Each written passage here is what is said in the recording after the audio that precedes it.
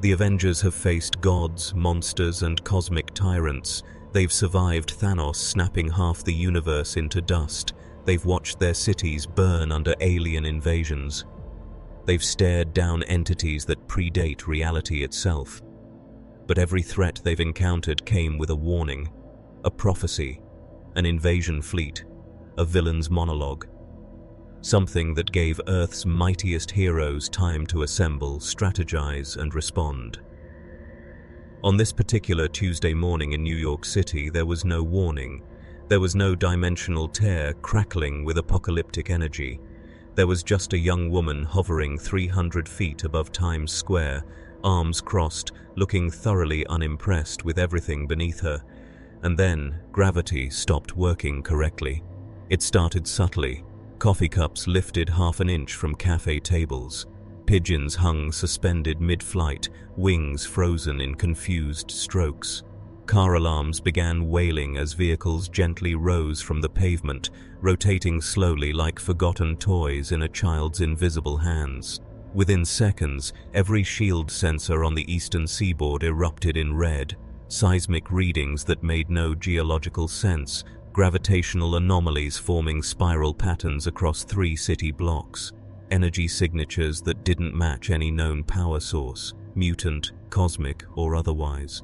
The woman floating above it all didn't move, didn't speak, didn't even acknowledge the chaos rippling outward from her presence like stones dropped in perfectly still water. She simply existed, and reality bent accordingly. Nick Fury was in a meeting when the alerts hit. Within 90 seconds, he was watching satellite footage of a petite figure in a dark dress, her green hair moving in a wind that sensors confirmed wasn't there. "Tell me that's a mutant," he said, already knowing the answer would complicate everything. The analyst's hands shook as she pulled up comparative data. "Sir, she's not reading as mutant, inhuman, or enhanced. She's not reading as anything. It's like she's a blank spot where physics should be." Fury leaned closer to the screen, watching a taxi rotate end over end in perfect slow motion, its driver screaming soundlessly behind the windshield. The floating woman hadn't even glanced at it. "Get me Strange, get me the Avengers, and someone find out if reality is supposed to bend like that." Dr. Stephen Strange felt the disturbance before S.H.I.E.L.'s call reached him. In the Sanctum Sanctorum, every protective ward flared simultaneously, a response reserved for dimensional incursions and cosmic-level threats. But when he cast his awareness across the city, searching for the breach, he found something far more troubling. There was no breach, no dark dimension leaking through, no elder god reaching across the veil. There was just a person, and around that person, the fundamental forces of the universe were rearranging themselves to accommodate her existence. Strange's hands moved through practiced gestures, weaving diagnostic spells that had detected everything from Dormammu to Thanos. Each spell returned the same impossible result: null. She wasn't using magic. She wasn't channeling energy from another dimension. She simply was, and the universe was adjusting. "This," Strange whispered, "is going to be a problem." The Avengers assembled faster than they had in months.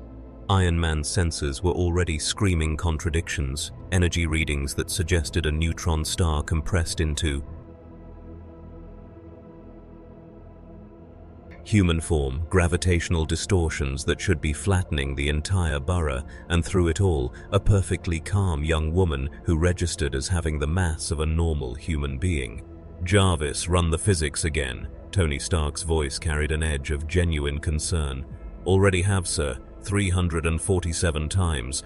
The laws of physics are optional in her immediate vicinity." Captain America studied the footage from ground level.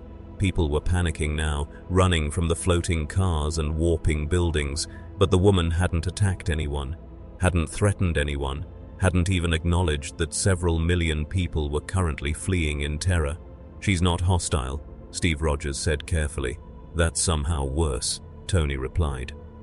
If you want to witness what happens when power meets a universe unprepared for it, subscribe and join us as we explore the impossible. Because this story doesn't end with a battle, It ends with a question the Marvel Universe was never built to answer. What do you do with a god who never asked for permission to exist? Hit that like button if you've ever wondered whether some powers are simply too absolute for any universe to contain. Drop a comment with who you think could actually challenge her, because by the end of this, you'll understand why the answer might be no one. Wanda Maximoff felt it like ice water in her veins. She was in Westview, rebuilding what remained of her life, when reality itself seemed to flinch. The Scarlet Witch's connection to chaos magic made her sensitive to disturbances in the fabric of existence. And this wasn't a disturbance. This was a rewriting. She closed her eyes, extending her awareness toward New York, and touched something that made her gasp. It was like brushing against a star, vast, dense, utterly indifferent. She pulled back instantly, hands trembling. In all her exploration of reality manipulation, in all her grief-fueled alterations of existence itself, Wanda had never encountered a force that felt so absolute. This wasn't someone bending reality through sacrifice or cosmic bargaining. This was someone for whom reality had already surrendered. High above Earth's atmosphere, the Watcher observed. In his eternal vigil across infinite realities, Uatu had witnessed countless incursions, invasions, and impossibilities, but this moment carried a particular weight. The woman hovering over New York existed outside the normal parameters of Marvel's cosmic hierarchy. She hadn't been empowered by an Infinity Stone. She hadn't made a deal with a cosmic entity. She hadn't been chosen by ancient forces or transformed by accidents of science. She simply possessed power as an intrinsic fact of her being, the way stars possess fusion. The Watcher's ancient eyes narrowed as he calculated probabilities. In universes where such power existed without cosmic balance, without restraints built into the fundamental nature of reality itself, the outcomes were rarely peaceful. And in this universe, built on hierarchies of power carefully managed through sacrifice, cosmic law, and hard-won restraint, her arrival represented something unprecedented, not an invasion, not a threat, something far more destabilizing, an existence that had never learned it needed permission. The first hero to reach her was Sam Wilson. The new Captain America approached with shield raised, not in threat but in greeting, the careful posture. At 200 feet, his wingsuit stabilizers started malfunctioning. At 100 feet, he felt his trajectory bend sideways, as though the air itself had developed opinions about where he should be allowed to fly. At 50 feet, he stopped trying to fight it and simply floated, suspended in an invisible grip that felt less like telekinesis and more like being a piece of dust caught in amber. The woman turned her head slightly, regarded him with eyes that held the same interest someone might give to a particularly persistent fly, and then looked away. Sam was released immediately, dropping 10 feet before his wings caught him again. "Contact established," Sam reported through comms, trying to keep his voice steady. "She's aware of us, not hostile, but not communicative either." Tony Stark's voice crackled back, already running combat scenarios through processors that kept returning impossible results. "Define not hostile, because from here it looks like she's about 3 seconds from turning Manhattan into abstract art." Sam watched another building subtly warp, its windows rippling like water, while the structure itself remained somehow intact. People inside were screaming, pressed against walls that had become temporarily flexible. "She's not doing it on purpose," Sam said slowly, understanding dawning with cold certainty. "Tony, I don't think she's attacking. I think this is just what happens around her. Like a gravitational field, except it's everything." The silence on the comms spoke volumes. An enemy you could fight, a force of nature you could only survive. Doctor Strange arrived in a burst of golden light, the cloak of levitation billowing dramatically as he materialized at eye level with the floating woman. He'd prepared 17 different opening gambits, each calibrated for different threat levels and dimensional origins. He opened with the MO, essence diplomatic. "I am Dr. Stephen Strange, Sorcerer Supreme of this dimension. We mean you no harm, but your presence is causing significant disturbance to the fabric of local reality." if you could explain your purpose here." She turned to face him fully, and Strange's words died in his throat.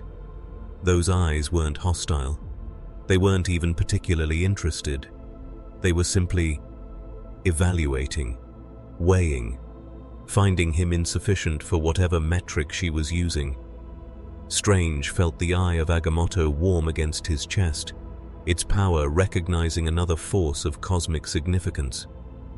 But when he tried to read her, to glimpse her future or past or even her present intentions, the spell simply slid off her like water off obsidian. "I'm Tatsumaki," she said finally, her voice carrying clearly despite the chaos of warping gravity and panicking civilians below. "I was fighting a monster, then I was here. Your city is noisy." It was possibly the most underwhelming first contact in Marvel history. No grand pronouncements, no declaration of intent, no villain speech or hero's creed, just a statement of fact delivered with the casual annoyance of someone interrupted during grocery shopping. Strange tried again, modulating his tone to something less formal. "We can help you return to wherever you came from, but first, you need to stop." He gestured at the 3-block radius of reality, having a nervous breakdown. Tatsumaki glanced down at the floating cars, the warping buildings, the screaming people. Her expression suggested she was Strange had to admit it was better. It was also deeply, profoundly concerning. The level of fine control required to manipulate that many objects simultaneously across that much space, while making it look effortless, that suggested power reserves that made most cosmic entities look inefficient by comparison. "Much better, thank you," Strange said, his mind already racing through implications. "Now, about getting you home." Tatsumaki's eyes narrowed slightly. "I'll leave when I'm ready. First, I want to understand why this place feels so wrong." Wrong. She'd called the Marvel Universe wrong. Strange filed that away for later analysis, focusing on the immediate crisis. Wrong how? Tatsumaki floated closer, close enough that Strange could see the calculations happening behind those emerald eyes. "Everything here is so limited, restrained, like someone built a cage and called it civilization. Even you." She pointed at the eye of Agamotto. "That thing you're wearing, it's holding you back more than helping you." S.H.I.E.L.D.'s helicarrier scrambled into position 5 miles out, maintaining what military analysts optimistically called safe distance. Nick Fury watched through satellite feeds as Dr. Strange, the Sorcerer Supreme, master of the mystic arts, protector of reality itself, engaged in what appeared to be a philosophical debate with a woman who'd just reorganized Manhattan's gravitational field like someone rearranging furniture. "Sir, we have weapons lock," a tactical officer reported. "Multiple targeting solutions. Say the word and—" Fury raised one hand, cutting him off. "Negative. Anyone who can casually rewrite physics while having a conversation isn't going to be stopped by missiles. We'd just make her annoyed instead of curious." He leaned forward, studying Tatsumaki's body language on the screen. She wasn't posturing, wasn't threatening. She was just there, occupying space like a fundamental constant. "Strange, this is Fury. What's your read?" The sorcerer's voice came back tight with controlled tension. "She's not from our dimension, not from any dimension I recognize. And Nick, she's not using magic or cosmic energy. This is intrinsic. She's not channeling power. She is power." The Fantastic Four's sensors picked up readings that made Reed Richards stop mid-equation. In his lab, surrounded by instruments designed to measure everything from quantum fluctuations to cosmic radiation, every single display had suddenly maxed out. Sue Storm appeared at his shoulder, already in costume, ready to respond to whatever crisis had triggered the alarms. "Reed, what is it? Another Galactus-level event?" Reed shook his head slowly, pulling up the comparative analysis he'd been running. "Not Galactus-level, Sue. This is different. Galactus is a cosmic force with purpose, with limitations defined by his role in universal balance. This is unlimited force with no apparent cosmic function. Like finding a star that decided to be person-shaped and just exists because it feels like it." He pulled up footage of Tatsumaki talking with Strange, her casual hovering maintaining perfect stability despite there being no visible energy expenditure. She's not drawing power from anywhere, she's not burning fuel or tapping dimensional sources, she just has it, infinitely. Sue studied the screen, her force fields unconsciously flickering into existence around her hands. Can we contain something like that? Reed's silence was answer enough. Back in Times Square, Tatsumaki's patience was wearing thin. She'd explained twice now. Look, she said, cutting off another explanation about the Vishanti and proper interdimensional travel procedures. I don't need your permission to be here. I don't need your permission to leave. I'm just waiting until I figure out which direction feels right. She paused, tilting her head as though listening to something only she could hear. Though I am curious about something. You all keep acting like power is something you borrow, something with rules and costs and limits. Why? Strange opened his mouth to explain the fundamental principles of cosmic balance, of the price required for great power, of how the universe maintained equilibrium through sacrifice and restraint. Then he closed it again. Because how did you explain thermodynamics to someone who apparently existed outside of it? How did you teach cosmic balance to a force that had never needed to balance anything? The Avengers arrived in force. Iron Man descended in his latest armor, repulsors charged but not aimed, a show of capability without immediate threat. Thor landed with the crack of Bifrost energy, Mjolnir in hand, his warrior's instincts already screaming warnings that his pride refused to acknowledge. Bruce Banner stood behind them, deliberately not hulking out, because something in his scientific mind recognized that green rage would be cosmically insufficient here. Black Widow and Hawkeye hung back, weapons ready, both experienced enough to know when they were catastrophically outmatched, but professional enough to stand their ground anyway. Captain America stepped forward, shield on his arm, and did what Steve Rogers always did when facing the impossible. He tried diplomacy. Ma'am, I'm Captain America. We're here to help facilitate peaceful first contact. If you'll come with us, we can find a way to get you home safely. Tatsumaki looked at the assembled heroes the way a physicist might look at a kindergarten science fair project, not hostile, just fundamentally unimpressed. You're the famous ones, Tatsumaki said, floating down to eye level with the group. She circled them slowly, her gaze clinical, assessing. The ones who saved this world from threats. It wasn't a question. Tony's sensors went haywire as she passed within arm's reach, his armor registering energy levels that kept spiking beyond measurable ranges. That's right, he said, keeping his voice level despite every instinct telling him to put distance between himself and this walking singularity. We've handled gods, aliens, robots, you name it, saved the world. He checked his internal count. Roughly 47 times in the last decade. We're pretty good at crisis management. Tatsumaki stopped circling, hovering directly in front of Tony. Her eyes flickered with something that might have been amusement. And how many of those threats could have just destroyed you all instantly, but chose not to? The silence that followed was deafening, because she was right. Thanos had taken his time. Ultron had monologued. Loki had played games. Every threat they'd faced had given them time to respond, to adapt, to win. Exactly, Tatsumaki continued. You're used to fighting enemies who fight back. What happens when you meet someone who doesn't need to? Thor stepped forward, his divine heritage recognizing something primal in the woman before him. He'd stood before Odin, faced Surtur, fought alongside cosmic powers that predated most civilizations. He knew the weight of true power when he felt it, and this small woman radiated authority that made his godly blood run cold. Lady Tatsumaki, he began, falling back on Asgardian formality.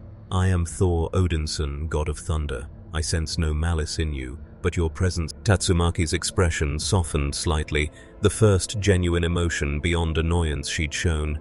God of thunder, she repeated, then looked up at the clear sky. Show me. Thor frowned. Show you what? Her smile was sharp. Your thunder, your power. I want to see what passes for divine in this universe. It was a challenge, delivered without hostility, but with absolute certainty that she would not be impressed. Thor raised Mjolnir skyward, Clouds gathered instantly, boiling into existence as his divine power reached into the heavens. Lightning carved the sky into brilliant fragments, crackling with energy that had split mountains and shattered armies. Thunder rolled across the city like the drums of war, shaking windows in their frames. He brought the storm's full fury down, channeling power that had fought against the apocalypse itself, and for a moment Manhattan was illuminated by the raw force of Asgardian might. Then he lowered his hammer, the storm dissipating, leaving only the echo of thunder fading into silence. Tatsumaki hadn't moved, hadn't even blinked. A single strand of her green hair had moved in the wind Thor's storm created, and that was the only indication she'd noticed it at all. "That's it?" she asked, not mocking, genuinely curious. Thor felt something he hadn't experienced in centuries: inadequacy. Not because he'd failed, but because he'd succeeded perfectly, and it hadn't mattered. Across the city, Wanda Maximoff made a decision she knew she'd regret. She opened a portal directly to Times Square, stepping through onto the chaotic street where Earth's mightiest heroes were having their first encounter with absolute power. The moment she emerged, Tatsumaki's attention snapped to her with laser focus. "Oh," the Esper said, genuine interest coloring her voice for the first time. "You're different. You actually have real power." Wanda felt that see attention like physical pressure, and every instinct screamed at her to retreat, to flee, to close the portal and pretend this wasn't happening. Instead, she stood her ground, her own power rising in response. Chaos magic flickering around her fingers, reality itself becoming malleable in her immediate vicinity. "I'm Wanda Maximoff," she said, proud of how steady her voice remained. "The Scarlet Witch. And yes, I manipulate reality, but I pay a price for it. Every time I reshape existence, there are consequences, costs, balance." Tatsumaki tilted her head, studying the crimson energy swirling around Wanda's hands. "Why?" That single word carried genuine confusion. Why accept limits? Why pay prices? Power is power. Use it or don't. "Because that's how the universe works," Wanda said, even as part of her mind wondered if that was actually true. She'd broken reality before. She'd created an entire pocket dimension, populated it with her perfect life, and held it stable through sheer will. The cost had nearly destroyed her, but she'd done it. And this woman standing before her suggested that costs were optional, that limits were choices, that maybe the universe didn't require balance. Maybe the universe just demanded it from those too weak to refuse. "In your universe, maybe," Tatsumaki replied. "Not in mine.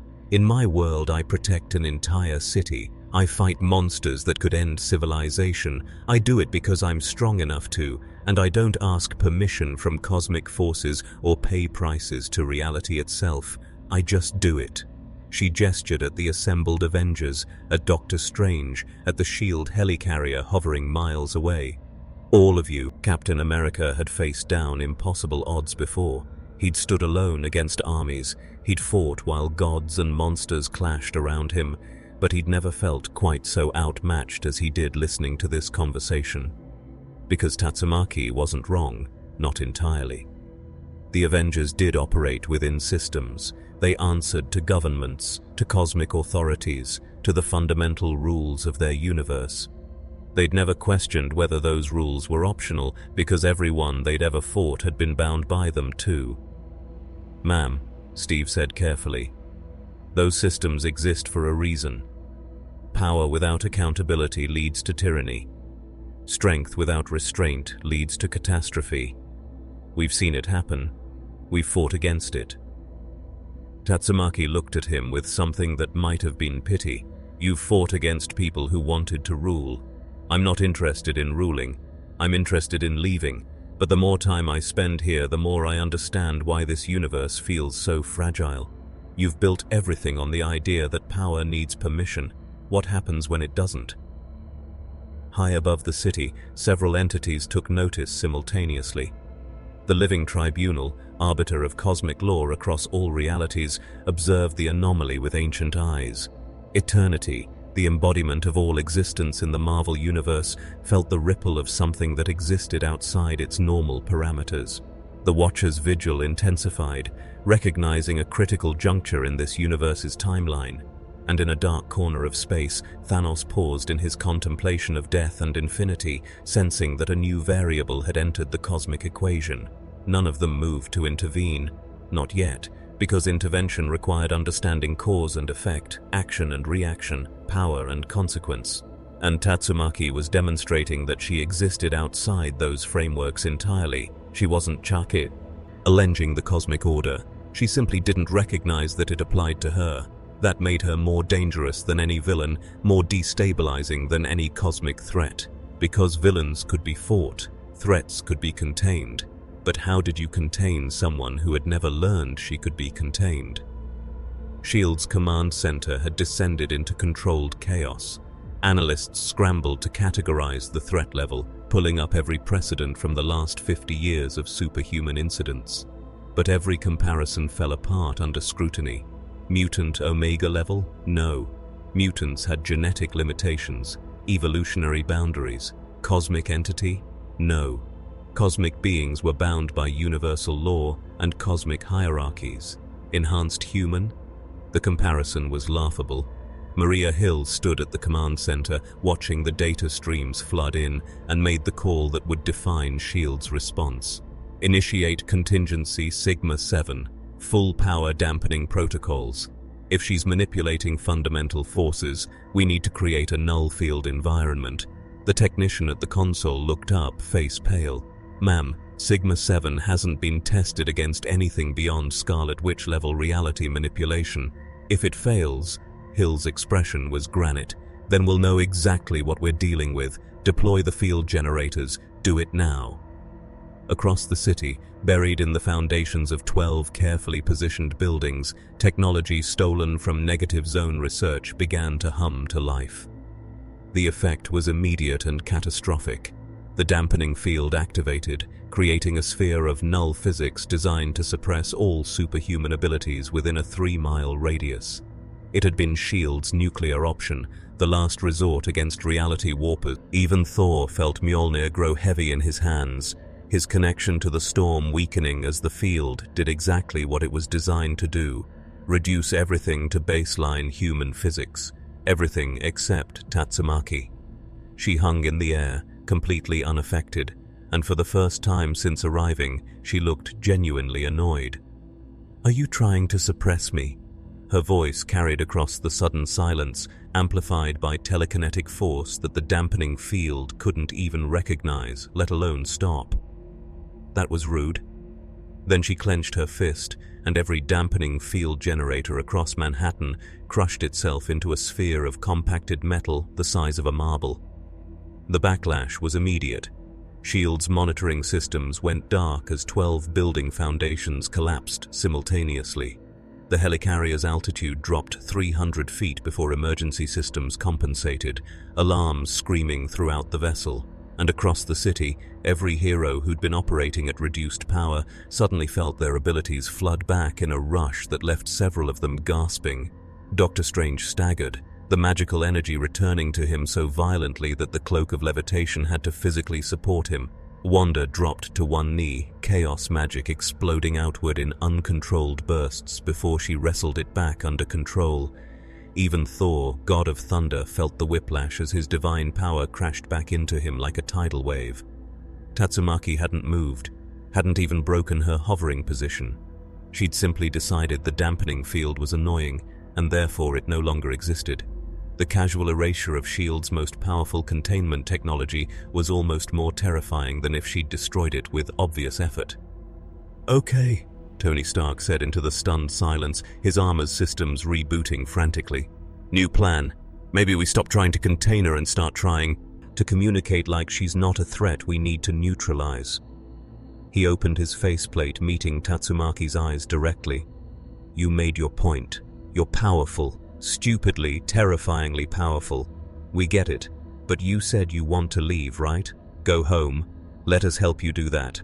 No tricks, no containment, just genuine assistance getting you back to your universe." For a moment, something flickered across Tatsumaki's face, consideration, perhaps even appreciation.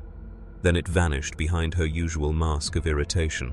Fine, but I'm not going anywhere with armed guards or scientists trying to study me. One of you, maybe two, that's it. And if you try anything like that suppression field again. She didn't finish the threat. The 12 marble-sized spheres of compressed metal that had been shields dampening generators rose into the air around her, spinning in lazy orbits. The implication was clear enough. Reed Richards received the call 30 seconds later. "Mr. Fantastic, this is Nick Fury. We need your help with an interdimensional transport situation." Reed was already pulling up. The data shield was streaming to his lab, his mind processing the readings at superhuman speed. "Nick, these energy signatures don't match any dimensional framework I've ever encountered. I'm not even sure she's from a different dimension in the traditional sense. She might be from a universe with fundamentally different physical laws." He pulled up comparative models, running simulations that kept returning impossible results. "If I try to send her back using standard negative zone portal technology, I might accidentally tear a hole between universes that can't properly interface. The dimensional membrane could collapse.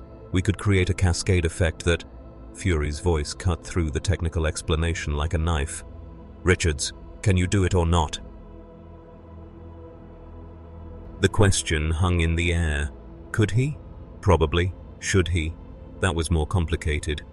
"I'll need direct access to her energy signature. Someone needs to convince her to let me scan her." The line went dead. Reed stared at his screens, at the impossible readings, and wondered if he'd just agreed to save the world or end it. Back in Times Square, an uneasy truce had formed. Tatsumaki had agreed to Doctor Strange and Iron Man, accompanying her to the Baxter Building, where Reed Richards would attempt to chart a path back to her universe. The other Avengers maintained a loose perimeter, close enough to respond if needed, far enough to avoid seeming like jailers. As they walked through the city streets, civilians fled before them, NYPD officers struggling to maintain evacuation corridors. Tatsumaki watched the panic with something approaching guilt. "I really didn't mean to scare everyone," she said quietly. "Back home, people are used to heroes. They don't run when they see power."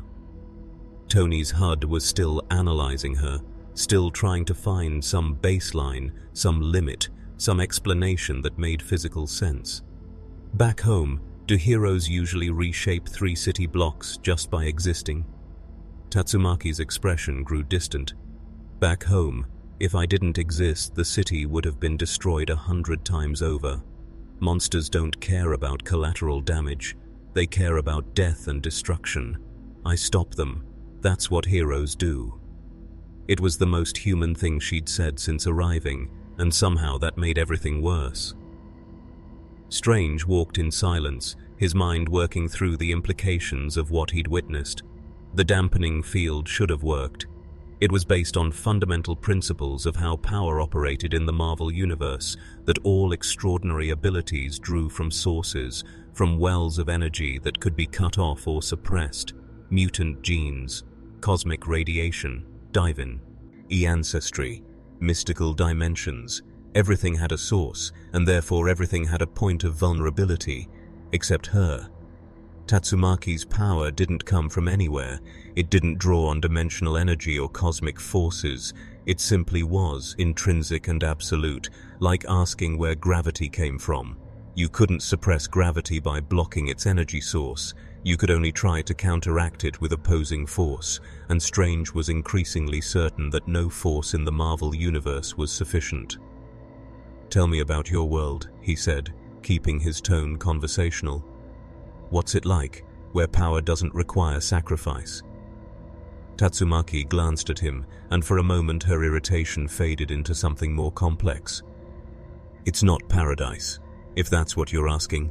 We have heroes and monsters and disasters, but we don't pretend that power needs permission.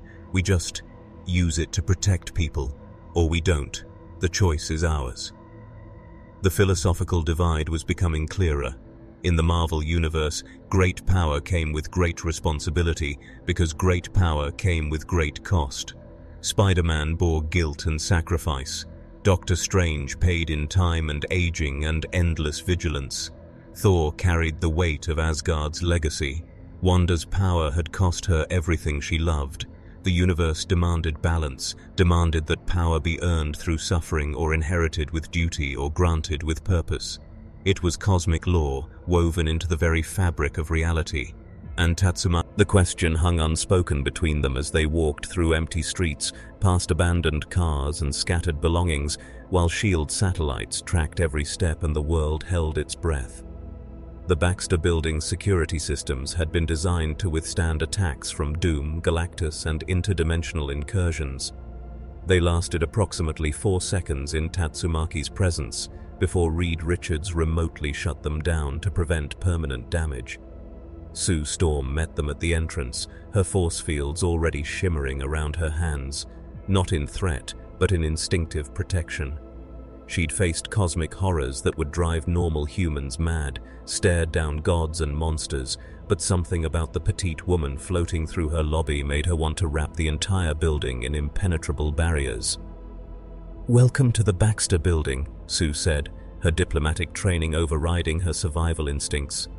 "Reed is ready for you in the lab, if you'll follow me." Tatsumaki was already moving, floating past Sue toward the elevator shaft, apparently having decided that waiting for elevators was beneath her. She simply rose through the building, phasing through floors like they were suggestions rather than solid matter. Tony and Strange exchanged glances before following via more conventional means. Reed Richards had transformed his primary laboratory into a scanning array that would have made SHIELD's entire science division weep with envy. Dimensional mapping equipment, energy analyzers, quantum field detectors, and devices that didn't have names yet because he'd invented them in the last 40 minutes. Tatsumaki floated into the center of the room, arms crossed, looking thoroughly unimpressed with the technological cathedral surrounding her. "You want to scan me?" she said flatly. "Yes," Reed replied, not bothering to hide his scientific fascination. "Your energy signature is unlike anything in our dimensional database.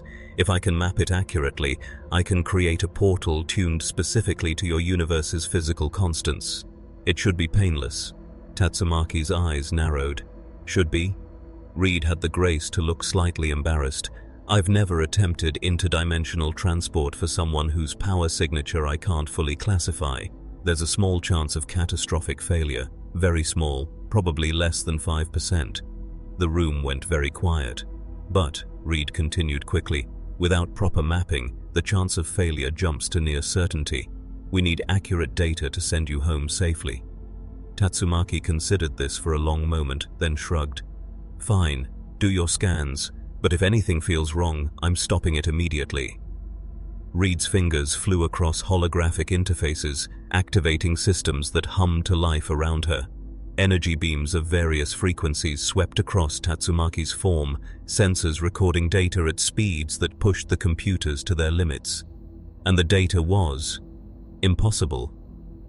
Reed watched his screens fill with readings that contradicted each other, that suggested she was simultaneously generating infinite energy and generating none, that she was both bound by physical law and completely exempt from it.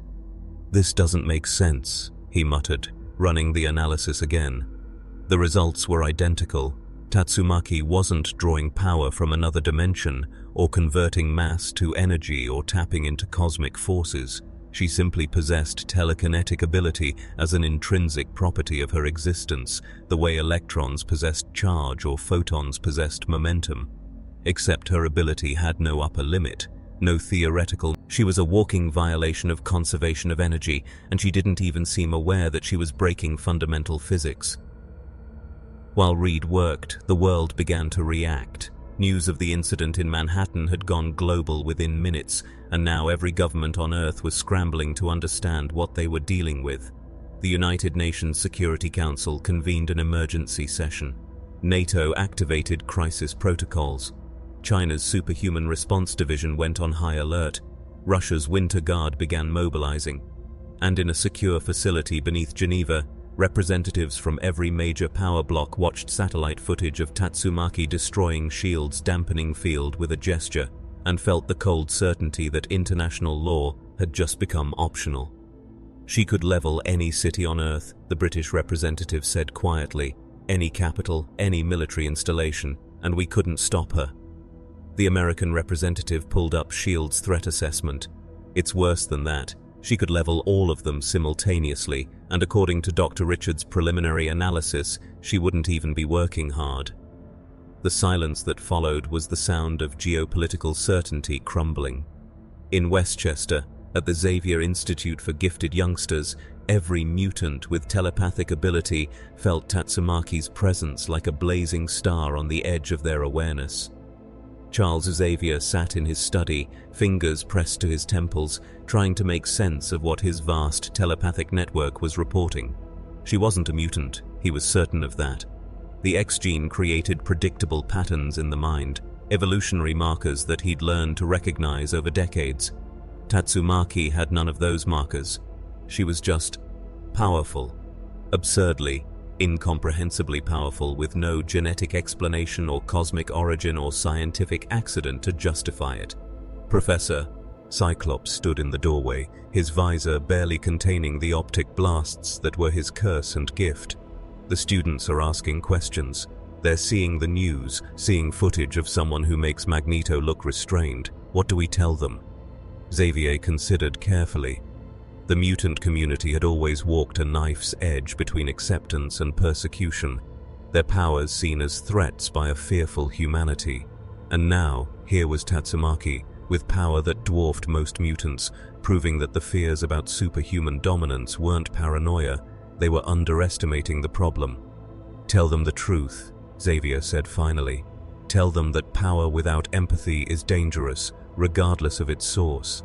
And tell them to watch carefully, because how the world responds to her will tell us everything about how they see us. Across the institute, young mutants watched their televisions and computer screens, seeing this green-haired woman casually demonstrate abilities that made their own mutations seem quaint by comparison. Some felt hope. If she could be that strong and not be persecuted, maybe there was room for them too. Others felt fear. If the world couldn't stop her, what would stop them from being blamed when she inevitably did something catastrophic? And a few, the ones who'd always struggled with the responsibility that came with power, felt something more dangerous: envy. Because Tatsumaki represented everything they'd been told was impossible. Power without limitation, strength without sacrifice. The ability to simply be extraordinary without asking permission from a world that hated and feared. Back in the Baxter building, Reed's analysis had reached a conclusion he wasn't sure he wanted to share. He pulled Tony and Strange aside, speaking quietly while Tatsumaki floated near the windows, staring out at the city with unreadable expression. "I can create a portal back to her universe," Reed said. "The dimensional coordinates are unlike anything I've mapped before, but I can extrapolate from her energy signature. However," he paused, choosing his words carefully, "opening that portal will create a temporary bridge between two universes with fundamentally incompatible physical laws.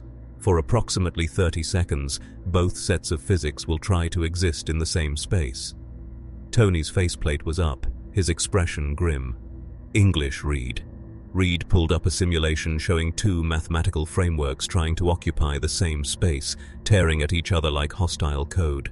"There's a chance, small but non-zero, that opening this portal could destabilize both universes, or merge them, or create a cascade effect that rewrites physical law across both realities." Strange's face had gone pale. "You're saying sending her home could end both worlds?" Reed nodded slowly. "I'm saying I don't know what it could do, and that terrifies me more than anything." The moral calculus was brutal in its simplicity. Keep Tatsumaki here, in a universe that couldn't contain her, that she had no connection to, that she was already destabilizing just by existing, or send her home and risk catastrophic dimensional collapse that could destroy billions of lives across two realities. There was no good answer, no clean solution, just impossible choices and cosmic stakes. "We need to tell her," Strange said. Tony shook his head. If we tell her there's a risk to her home universe, what do you think she'll do? She's already demonstrated she has no patience for things she perceives as threats. So, we lie to her? Stranger's voice was sharp. We manipulate someone we've been claiming to help? We give ourselves time to find a better solution, Tony countered. Time to study the portal mechanics to minimize the risk. I can hear you. Tatsumaki's voice cut through their whispered argument like a knife. She floated toward them, her expression unreadable. Your whispering is telekinetically very loud. So, opening a portal home might destroy both universes. Is that right? Reed met her eyes, seeing the calculation happening behind them. Yes, but I'm working on solutions. If we can. Tatsumaki held up one hand, silencing him. How long will it take to know if it's safe? The question hung in the air, heavy with implication, because the answer was days, maybe weeks of research and testing and theoretical modeling, and Tatsumaki had already demonstrated she wasn't patient. 2 weeks, Reed said, his scientific honesty overriding diplomatic caution. Minimum, to model the dimensional interactions accurately, to create safeguards, to ensure the portal won't cascade into universal collapse. Maybe longer. Tatsumaki's expression didn't change, but the air pressure in the room dropped noticeably. 2 weeks. You want me to stay here, in your fragile universe, for 2 weeks, while your governments panic and your heroes watch me like I'm a bomb about to explode?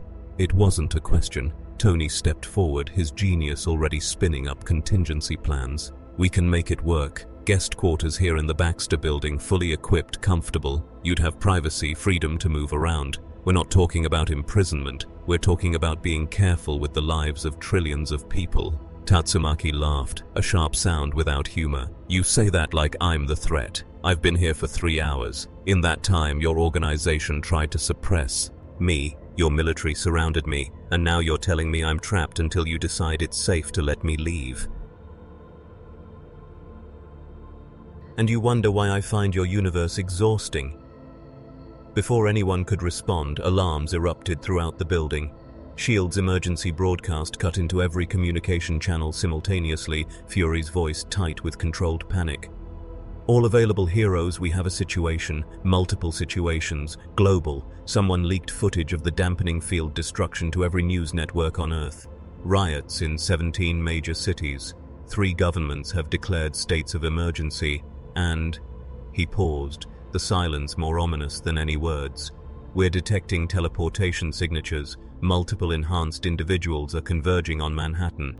They want to see her. Some want to test themselves against her. This is about to become a superhuman circus, and we are catastrophically unprepared.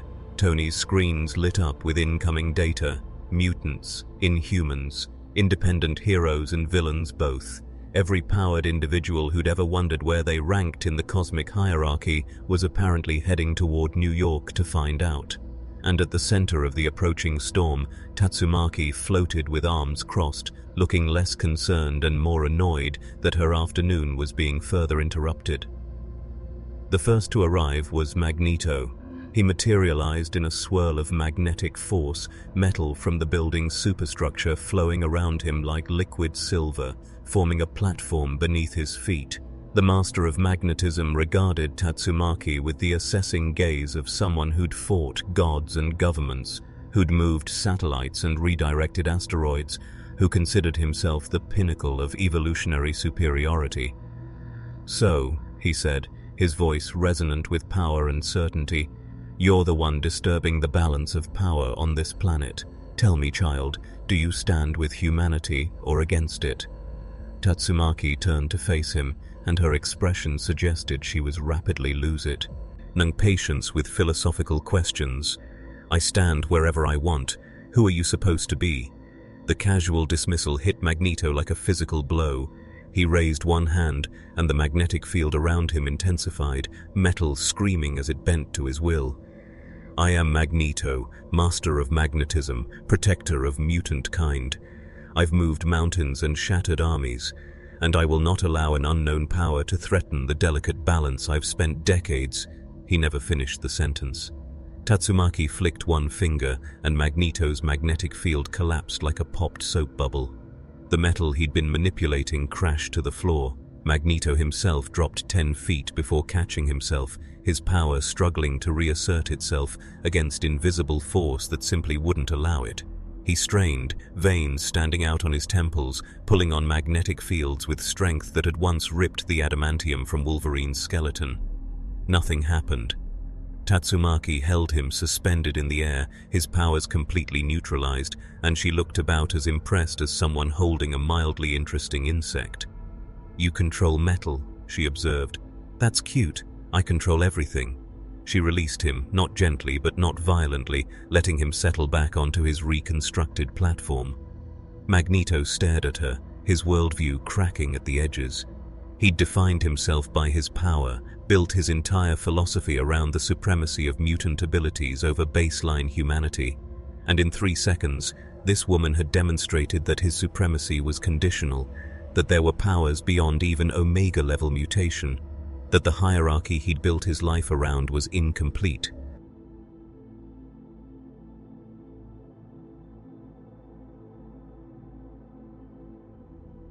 "Impossible," he whispered.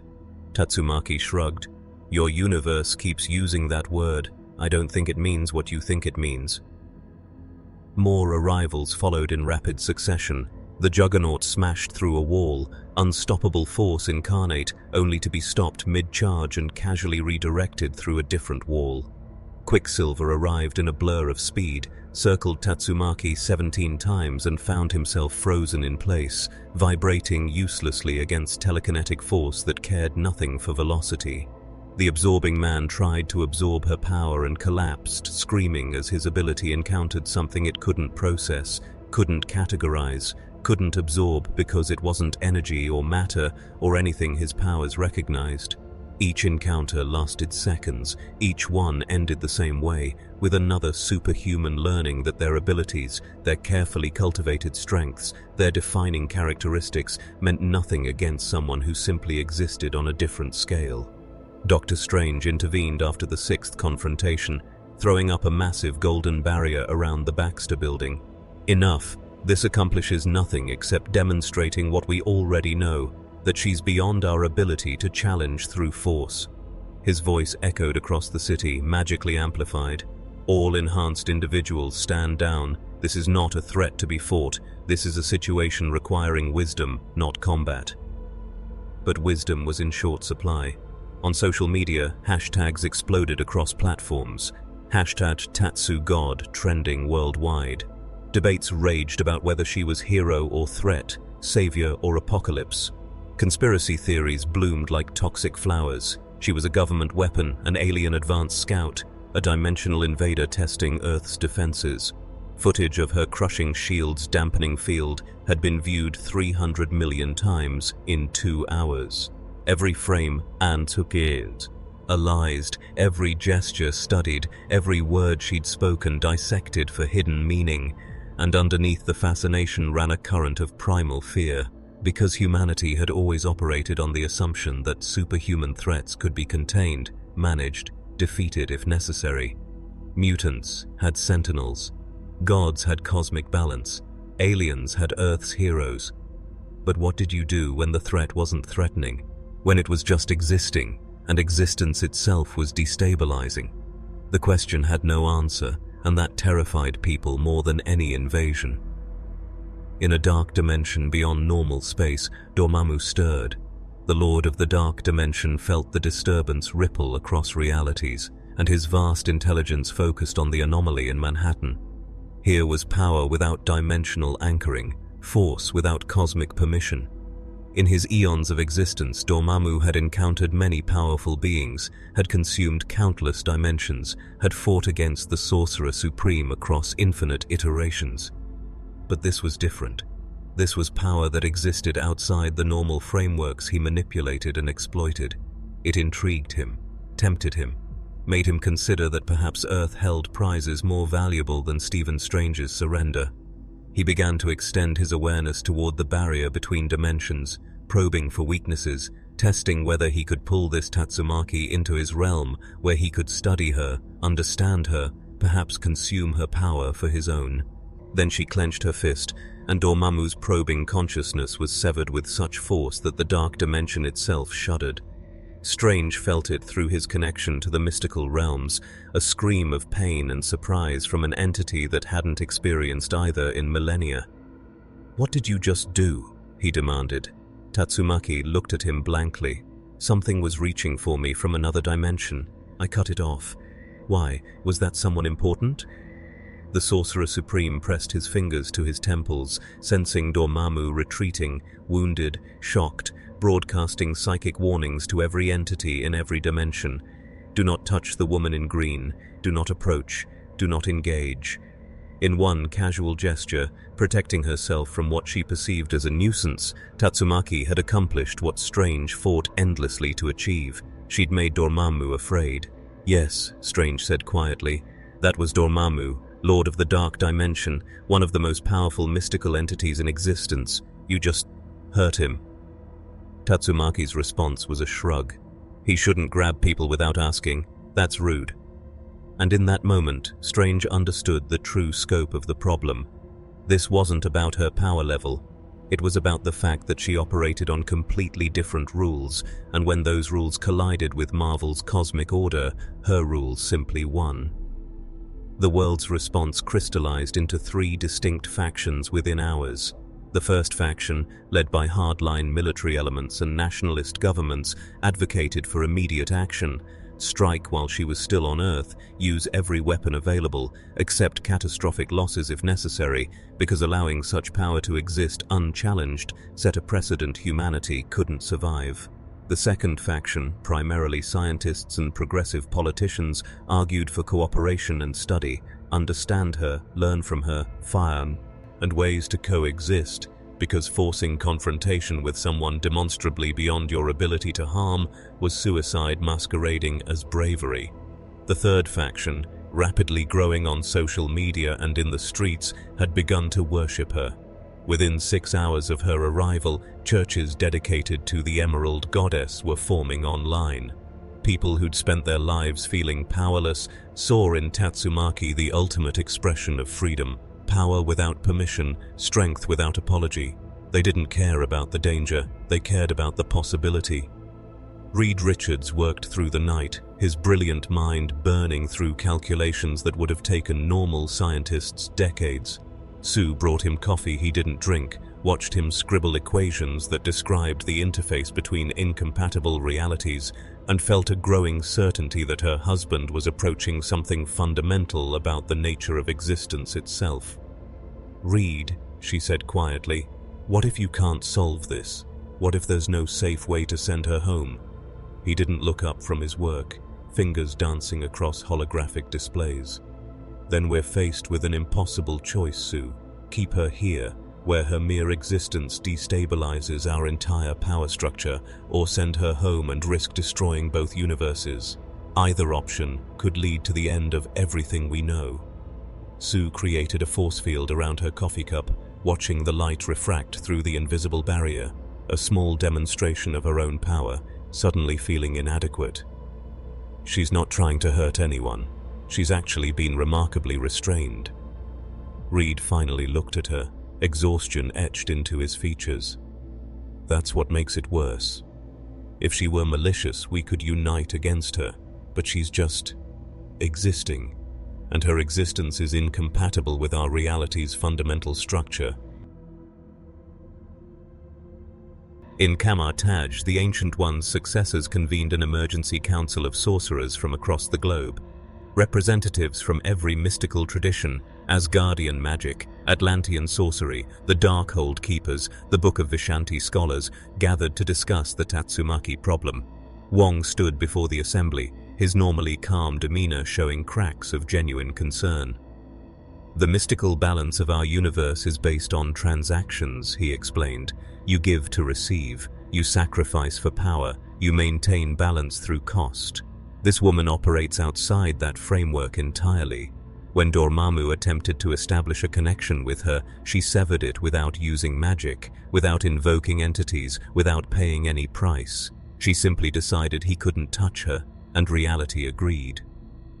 An elder sorceress from the Darkhold Coven spoke up, her voice trembling.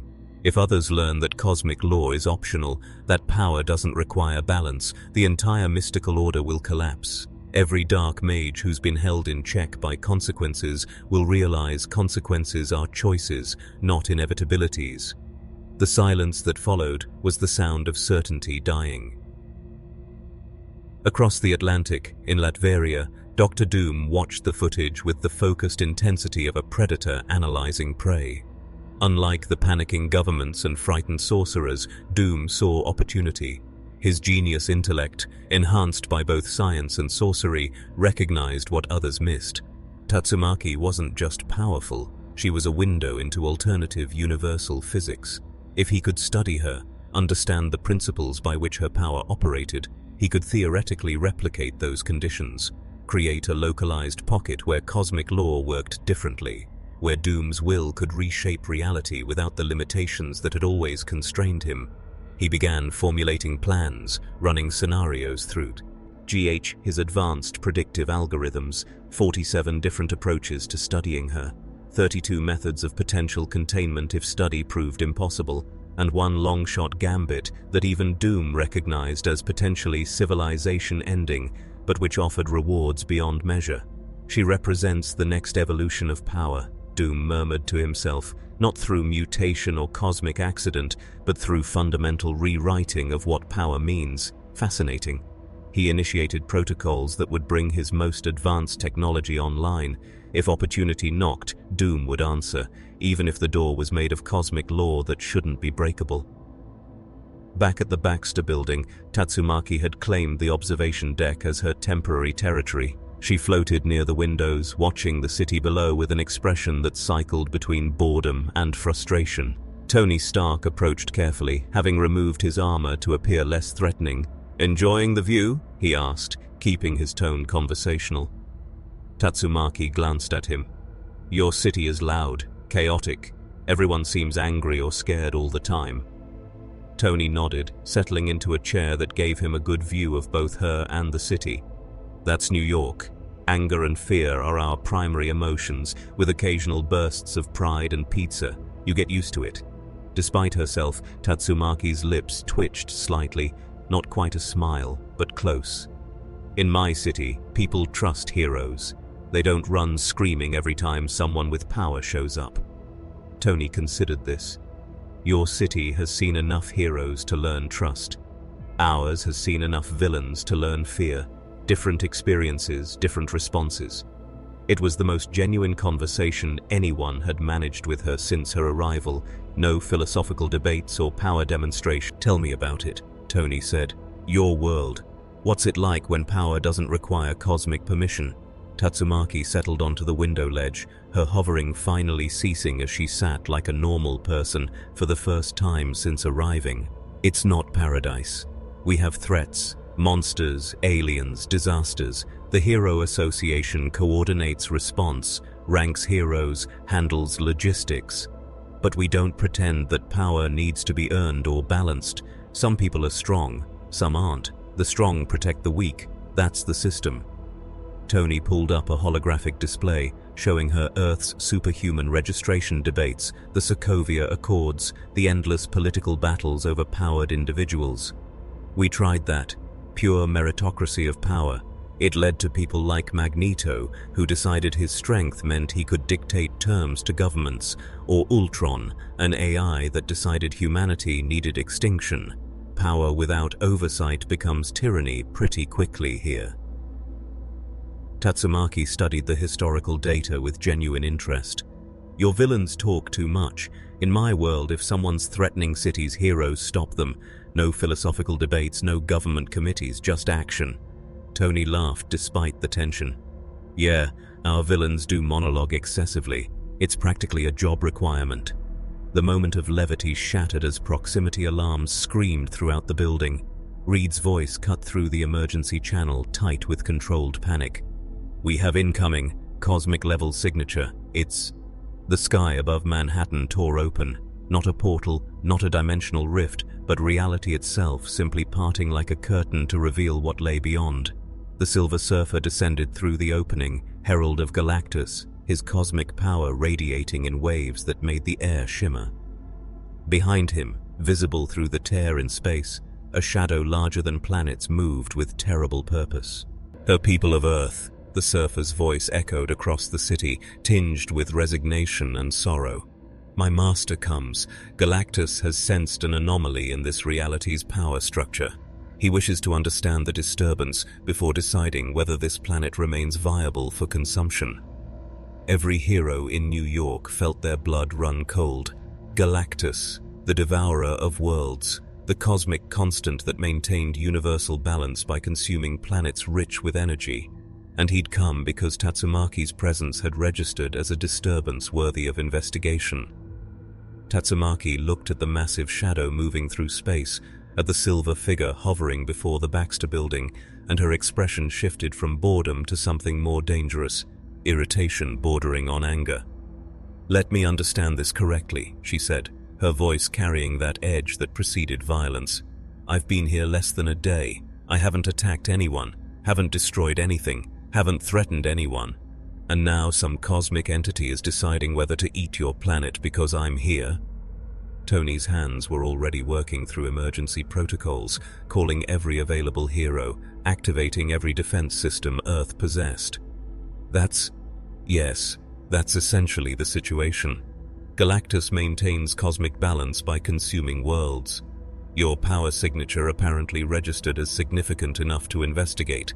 He's not evil, he's just— "I don't care what he is," Tatsumaki interrupted, floating toward the window.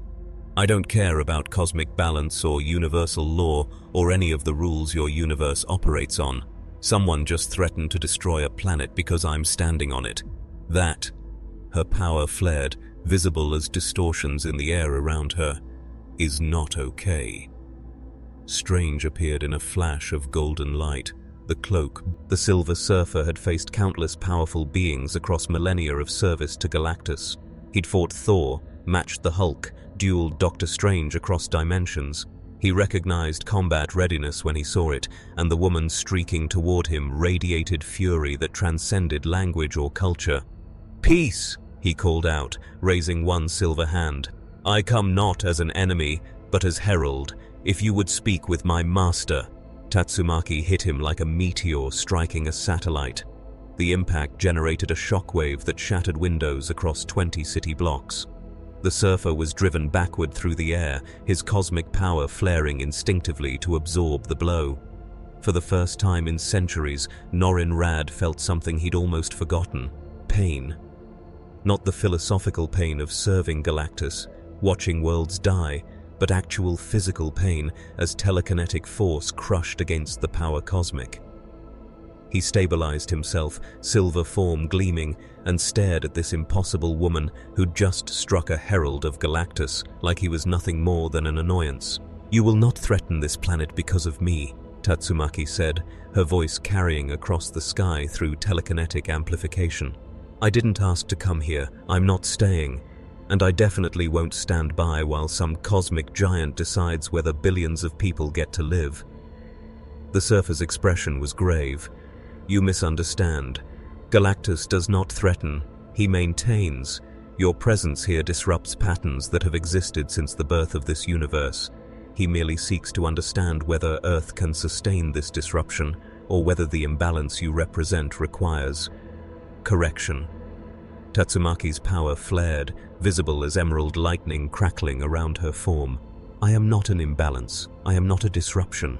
I am a person who is very tired of your universe treating existence like it requires mission." She gestured toward the massive shadow looming beyond Earth's atmosphere. "Tell your master that if he wants to correct anything, he can try correcting me directly, but he should know I don't lose." Behind the dimensional tear, Galactus heard these words through his herald senses. The devourer of worlds, oldest living entity in the universe, consciousness vast beyond human comprehension, considered this anomaly with the weight of cosmic responsibility. In his eons of existence, Galactus had encountered power in infinite forms: cosmic entities, reality warpers, beings of pure energy. All had operated within the framework of universal law, bound by cosmic balance whether they acknowledged it or not. This woman was different. She represented something his vast consciousness had never encountered. Power without cosmic function, force without universal purpose. She simply was, and the universe accommodated her rather than constraining her. This was more than an anomaly. This was a threat to the fundamental order of existence, not through malice but through proof that order itself was optional. Galactus made his decision. He would manifest. He would test this woman, and depending on the result, he would either understand this new paradigm of power or eliminate it before it unraveled everything he had spent eternity maintaining. The sky didn't just darken, it ceased to exist as a concept. One moment there was atmosphere and sunlight, and the comforting illusion of Earth being alone in infinite space. The next moment, Galactus, his helmet, peaked and purple, framed a face that held the weight of billions of years and countless worlds consumed. When he spoke, it was not through sound, but through fundamental vibration that every living thing on Earth felt in their bones. I am Galactus. I have existed since before this universe was born. I maintain the cosmic balance through consumption and renewal. You, small one, represent an impossibility that threatens this balance. Explain yourself. Every human on Earth stopped what they were doing. Every screen, every device carried that cosmic voice. This was no longer a superhuman incident. This was planetary extinction hanging in the balance. Tatsumaki floated upward, rising to meet Galactus's gaze, and she looked about as impressed with the devourer of worlds as she had with everyone else. I don't care how old you are, I don't care what you maintain, and I definitely don't need to explain myself to something that threatens planets. Around her, telekinetic power gathered with intensity that made reality ripple. On Earth, every hero capable of flight was ascending to intervene, but they moved through air that had suddenly become thick with power. Not Galactus's cosmic might, but Tatsumaki's absolute refusal to be intimidated. Thor called lightning that flickered like candles compared to the forces gathering above. Iron Man's most powerful weapons charged, knowing they'd be utterly insufficient.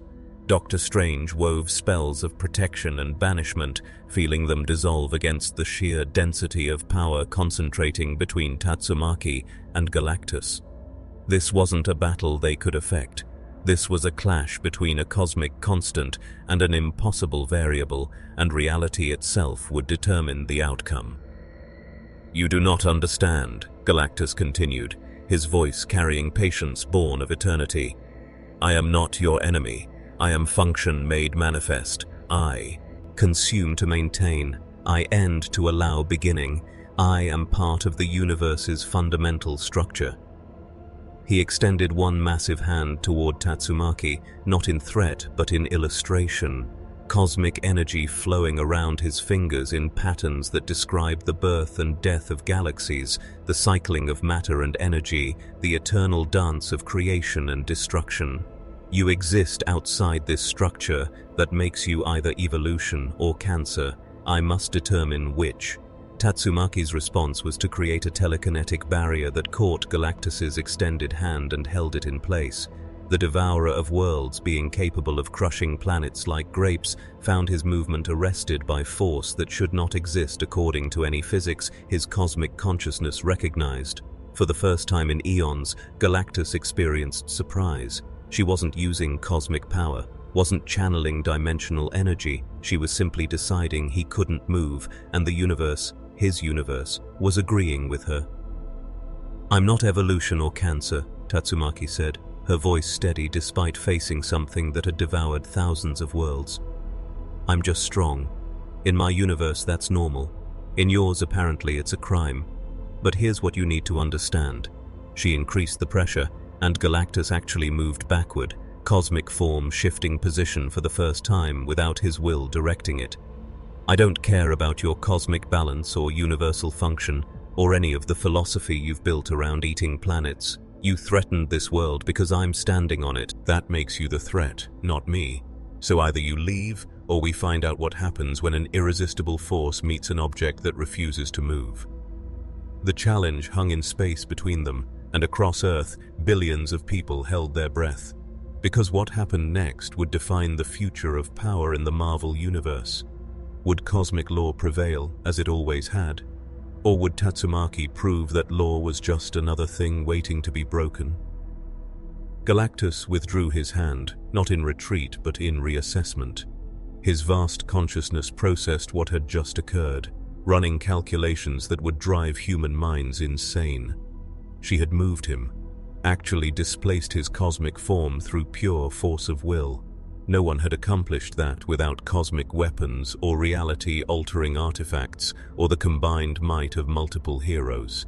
She had done it casually, as a demonstration, and Galactus's infinite experience told him she hadn't even been trying hard.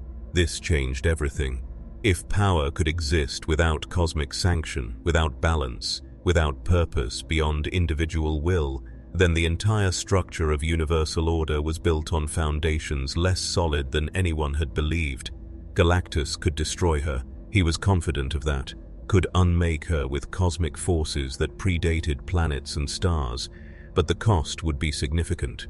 And more importantly, destroying her would prove nothing except that greater force could overcome lesser force. It wouldn't answer the fundamental question, was the cosmic order necessary or merely traditional? Could the universe survive without enforcers like Galactus maintaining balance, or would it descend into chaos without his eternal vigil? "I will not destroy this world," Galactus declared, his voice resonating across dimensions. "Not because I cannot, but because your existence poses a question I have never before encountered." He lowered his massive form slightly, bringing his helmeted face closer to Tatsumaki's floating figure. "You are proof that power need not be bound by cosmic law. This disturbs the order I have maintained for eons. Yet destroying you for existing outside that order would make me tyrant rather than function. I must reconsider." The admission sent shockwaves through every cosmic consciousness watching. Galactus, unchanging constant of the universe, admitting uncertainty. The implications were staggering. If the devourer of worlds could reconsider his purpose, what else might change? What other cosmic certainties might prove flexible? Tatsumaki crossed her arms, still hovering at eye level with a being who could swallow suns. "Good, then leave. Let these people figure out their own problems without cosmic intervention threatening them every time something unexpected happens. That's what real strength looks like, letting others grow without crushing them for being different." Galactus studied her for a long moment, his cosmic senses analyzing every aspect of her being, her power, her nature. Then, incredibly, he nodded, a gesture so human, so acknowledgeable, that it seemed absurd coming from the devourer of worlds. "Perhaps you are correct. Perhaps the universe's evolution requires accepting impossibilities rather than eliminating them. I will withdraw. But know this, small one. Your presence here has already changed things. You have shown that cosmic order is not absolute. Others will learn this lesson. What they do with that knowledge will determine whether you are savior or catalyst for chaos."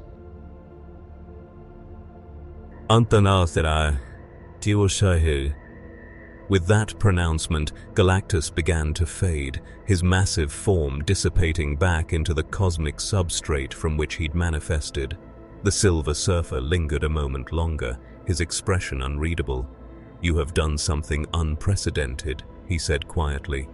"Whether that is gift or curse, time will reveal." Then he too vanished, leaving only normal sky and the stunned silence of an entire planet processing what had just occurred. In the aftermath, chaos erupted across every channel of communication humanity possessed. Tatsumaki hadn't just faced down Galactus, she'd made him back down, made him question his own cosmic purpose. Within minutes, her action was being analyzed by every intelligence agency, religious organization, and philosophical institution on Earth. Some saw it as humanity's salvation, proof that even cosmic law could be challenged by sufficient will. Others saw it as the beginning of the end, proof that order was illusion and chaos was the true nature of existence.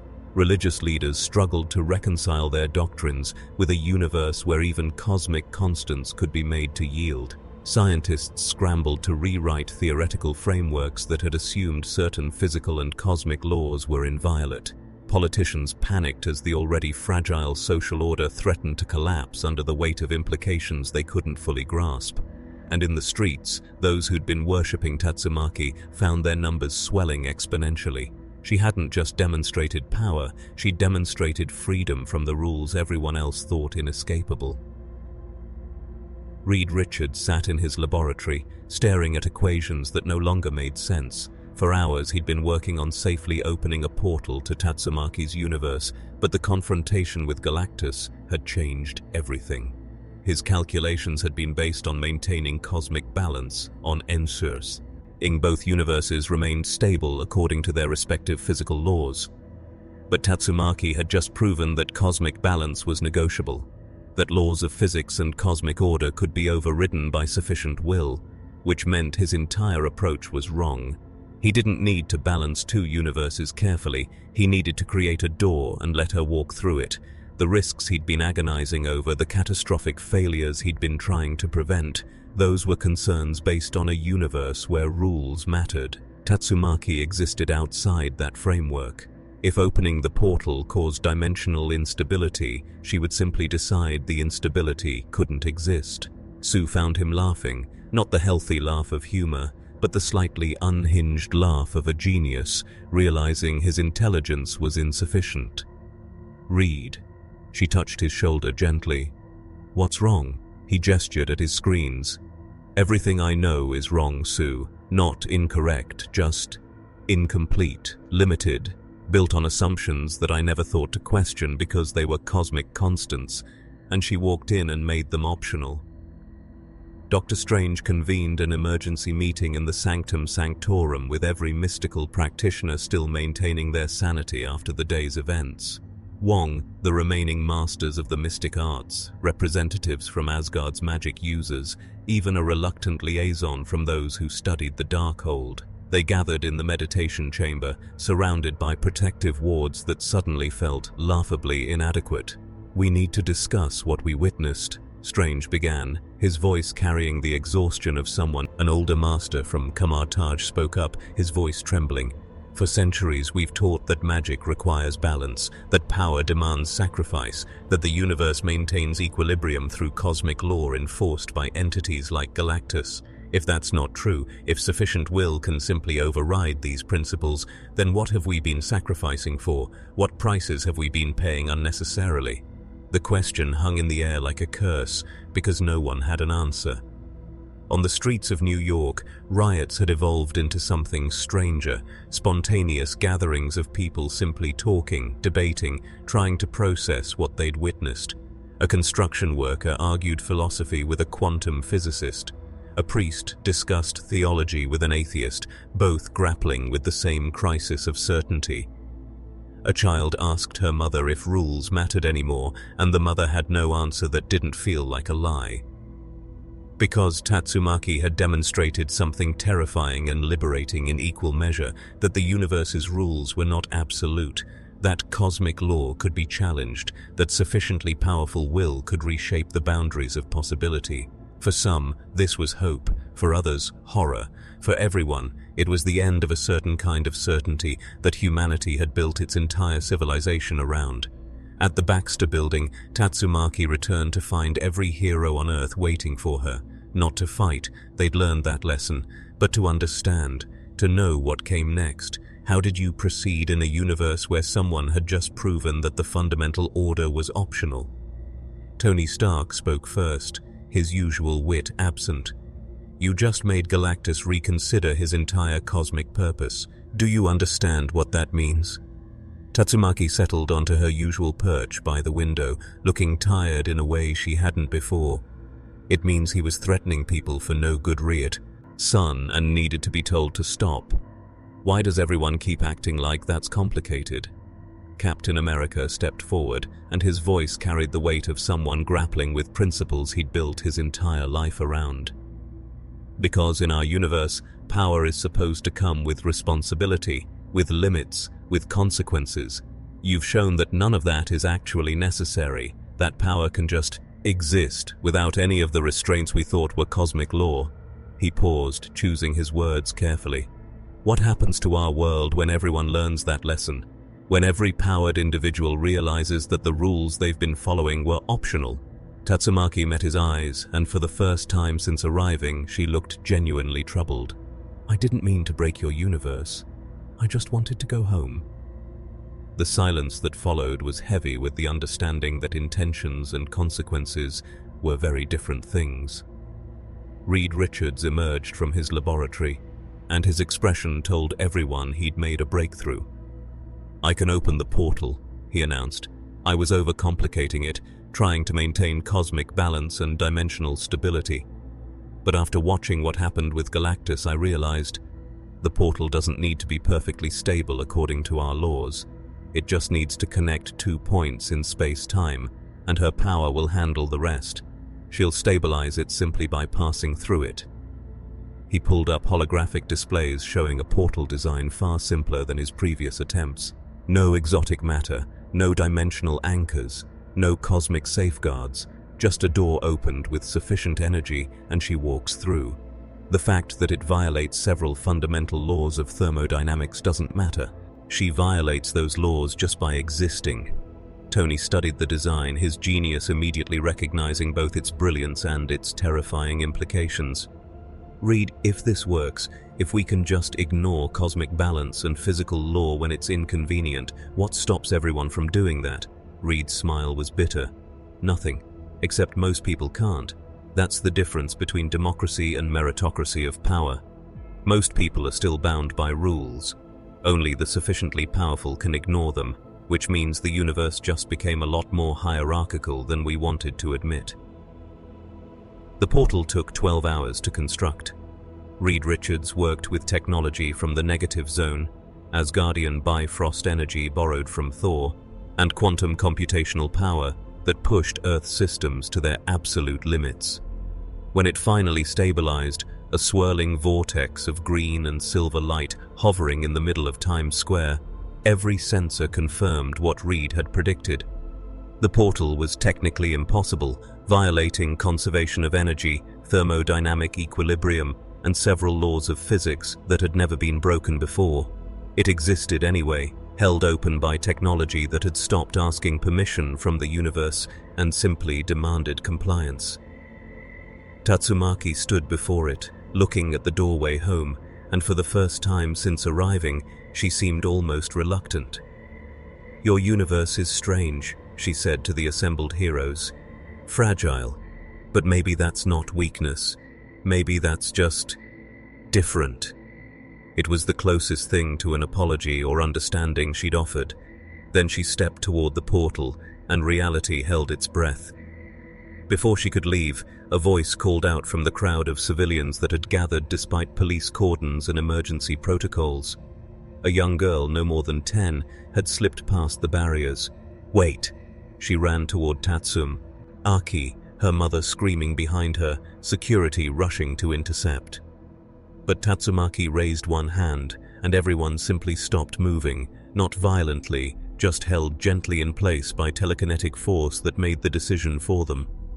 The girl reached Tatsumaki, looking up at her with eyes full of desperate hope. "Are you really leaving? I thought everyone online said you were going to stay, that you were going to change everything, make it so people like us didn't have to be afraid anymore." Tatsumaki knelt down, meeting the child at eye level. "People like us?" The girl nodded. "I'm a mutant. I can move things with my mind too, just little things. But everyone at school is afraid of me. They say I'm dangerous, that I need to be controlled." She looked at Tatsumaki with something approaching worship.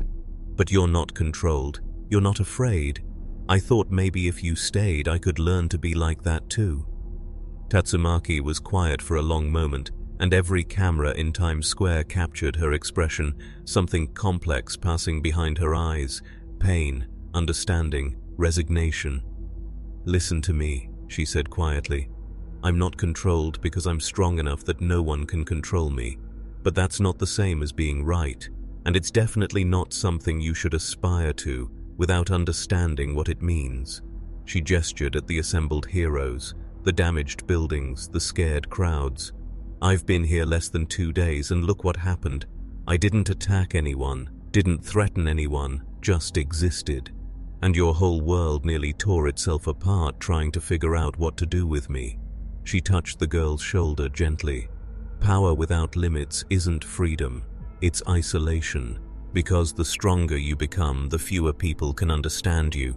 The fewer rules apply to you, until you're standing alone wondering if you're protecting people or just terrifying them.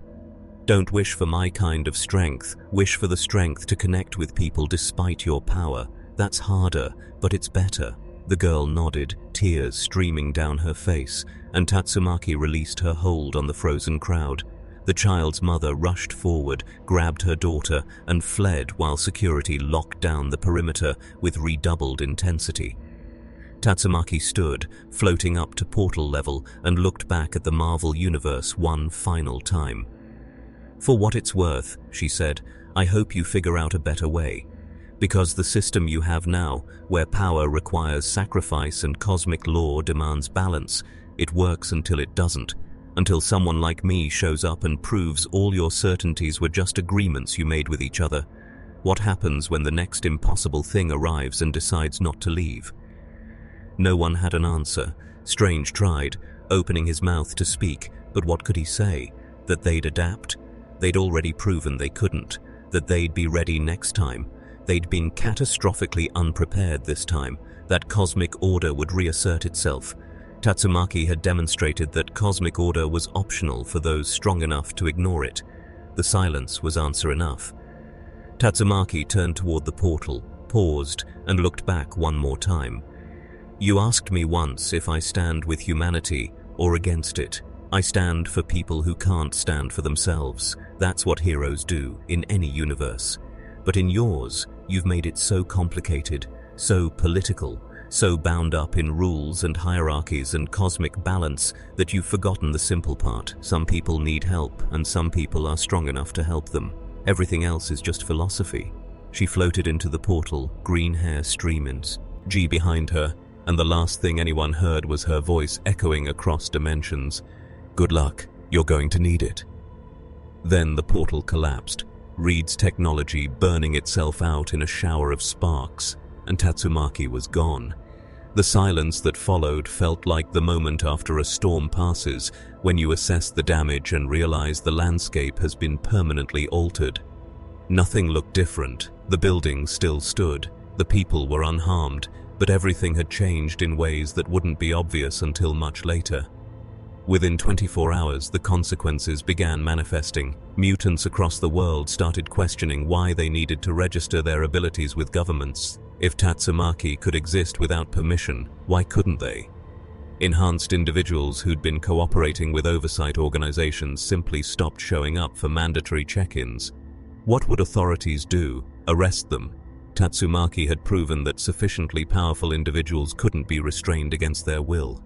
The Sokovia Accords, already controversial, became effectively unenforceable against anyone strong enough to ignore them. Governments scrambled to respond, but their power had always been based on the assumption that even superhumans could be brought to heel through sufficient force or legal authority. That assumption was dead. In the mystical communities, dozens of practitioners stopped paying the prices their magic demanded. If cosmic balance was optional, why continue sacrificing? Some succeeded, their power growing without apparent cost.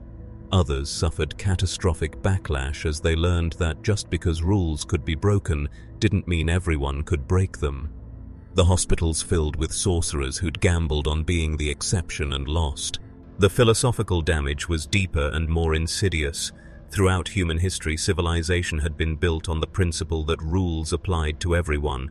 That might didn't inherently make right. That power came with responsibility because the universe enforced consequences. Tatsumaki had proven this wrong, not through malice, not through villainy, but simply by existing as proof that the universe's rules were guidelines for the weak. The strong could ignore them. This wasn't a lesson humanity was equipped to learn without destabilizing. Within weeks, crime rates spiked not because criminals were more numerous, but because the ones with power stopped pretending they were bound by laws. Why obey traffic regulations when you could fly? Why respect property rights when you could simply take what you wanted and dare someone to stop you? Why accept democratic governance when power, not votes, determined outcomes? The heroes tried to maintain order, but they were fighting against a conceptual shift. They could stop individual crimes, but they couldn't restore the belief that rules mattered, that cosmic justice existed, that the universe enforced fairness, because they'd all watched Tatsumaki demonstrate that the universe did no such thing. In the cosmic realms, entities that had maintained balance for eons began questioning their own purpose. If Galactus could back down, what other cosmic absolutes were negotiable? The living tribunal observed with ancient concern as the fundamental laws it had arbitrated for eternity showed cracks. Eternity itself, the embodiment of all existence in the Marvel universe, felt the change rippling through its infinite awareness. One small woman, present for less than 48 hours, had done what no villain or cosmic threat had ever accomplished. She'd made the Marvel universe doubt its own foundations, not through destruction, but through it. Existence. She'd been the butterfly that proved the hurricane could be stopped, and in proving it, had ensured hurricanes would be questioned forever after. The universe survived. But survival wasn't victory. It was the beginning of a longer, slower unraveling, as every powered individual, every cosmic entity, every mystical practitioner reconsidered whether the rules they'd been following were necessary or merely traditional, whether cosmic law was absolute or just very, very old. Dr. Strange stood in the Sanctum Sanctorum months later, staring at spellbooks that suddenly read like historical documents rather than universal truths. Wong approached quietly, carrying tea that neither of them would drink. "Do you think she understood what she did?" Wong asked. Strange closed the ancient tome, its pages filled with warnings about cosmic prices and mystical balances that now seemed quaint. "I think she understood perfectly. She wasn't trying to break our universe. She was just being herself. That's what makes it tragic." He looked out the window at New York, at a city that looked the same but operated on fundamentally different principles now. "We built everything on the belief that power required sacrifice, that cosmic order was maintained through balance, that rules mattered because the universe enforced them. She proved we were wrong. Not that those things couldn't exist, but that they were choices, not certainties, and now everyone knows." Wong was silent for a moment. Was she right, that our system was flawed? Strange considered carefully. She was right that our system had limits, that cosmic law could be challenged, but she was wrong about one thing. Just because rules can be broken doesn't mean they should be. The chaos we're seeing now, that's what happens when everyone realizes rules are optional, but not everyone has the power to survive the consequences of ignoring them. The final footage of Tatsumaki, the moment before she vanished into the portal, became the most viewed video in human history. Billions watched those few seconds, analyzing every word, every gesture, every implication. And in comment sections, forums and debates that would rage for decades, one question dominated: had she saved them or damned them? She'd faced down Galactus, prevented Earth's destruction, demonstrated that even cosmic constants could be made to yield. That was salvation. But she'd also shattered the philosophical foundations that held civilization together, proven that might made right in the most fundamental sense, and set precedents that powerful individuals would invoke for generations. That was damnation. The truth, as Strange knew, was both. She'd been a mirror held up to the Marvel universe, reflecting back uncomfortable truths about how power actually worked versus how everyone pretended it worked. And mirrors don't lie, even when their reflections are unbearable. The universe didn't lose a battle, it lost certainty. And in the vacuum where certainty used to be, chaos bloomed like flowers in nuclear fallout, beautiful, terrible, and impossible to undo. Should a universe be allowed to survive power it cannot control? Or is survival without the ability to enforce its own laws just a slower form of death? Drop your thoughts in the comments. Because the Marvel Universe is still trying to answer that question, and the answer might determine whether civilization can exist when cosmic order is proven optional. If you want more explorations of how power reshapes reality, subscribe. Because this story isn't over, it's just beginning. And the scariest part? Tatsumaki was never the real threat. She was just proof of concept.